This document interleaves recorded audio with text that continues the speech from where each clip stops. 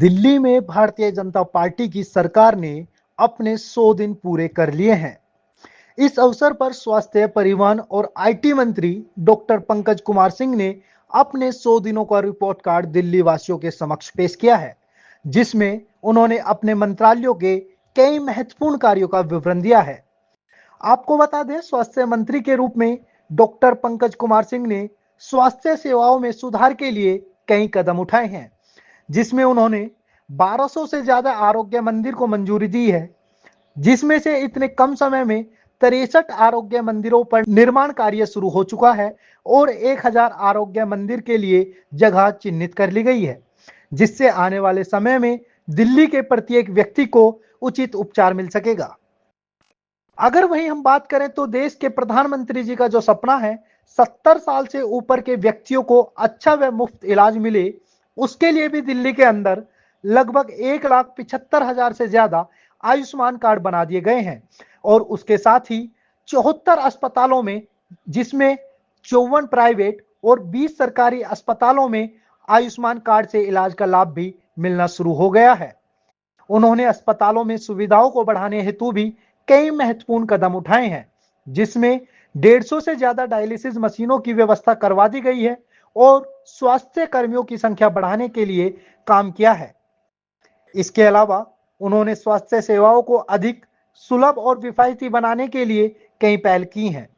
वहीं आपको बताते चलें, नीति आयोग की मदद से द्वारका स्थित इंदिरा गांधी हॉस्पिटल में ब्रेन हेल्थ क्लिनिक भी स्थापित कर दिया गया है। अगर हम दूसरी ओर बात करें, परिवहन मंत्री के रूप में डॉक्टर पंकज कुमार सिंह ने परिवहन व्यवस्था में सुधार के लिए भी कई कदम उठाए हैं। उन्होंने यातायात व्यवस्था को बेहतर बनाने और सार्वजनिक परिवहन को बढ़ावा देने के लिए काम किया है।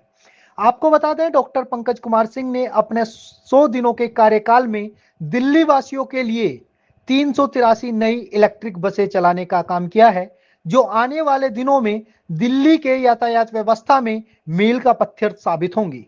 इसके अलावा दिल्ली मेट्रो के विस्तृतकरण को भी बड़ी तेजी से गति देने का काम किया गया है।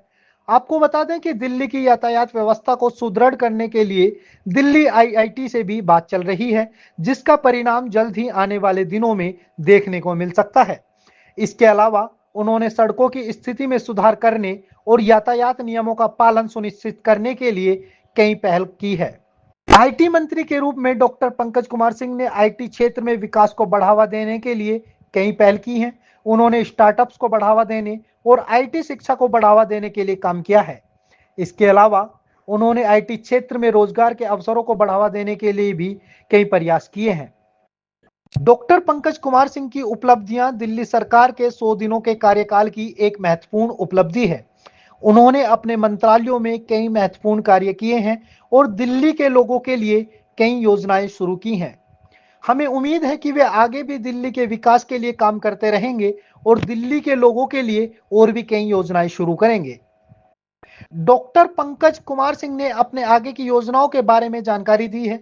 उन्होंने कहा कि वे स्वास्थ्य सेवाओं में सुधार, परिवहन व्यवस्था में सुधार और आईटी क्षेत्र में विकास को बढ़ावा देने के लिए और भी कई कदम उठाएंगे। इसके अलावा वे दिल्ली के लोगों के लिए और भी कई योजनाएं शुरू करेंगे और उनकी समस्याओं का समाधान करने के लिए काम करेंगे। 100 दिनों के कार्यकाल को लेकर के दिल्ली के लोगों की प्रतिक्रिया आई है, जिसमें दिल्ली के लोगों ने डॉक्टर पंकज कुमार सिंह की उपलब्धियों की प्रशंसा की है। उन्होंने कहा है कि डॉक्टर पंकज कुमार सिंह ने अपने मंत्रालयों में कई महत्वपूर्ण कार्य किए हैं और दिल्ली के लोगों के लिए कई योजनाएं शुरू की हैं। इसके अलावा उन्होंने कहा कि वे डॉक्टर पंकज कुमार सिंह के आगे के कार्यों की प्रतीक्षा करेंगे और उनकी योजनाओं का समर्थन करेंगे।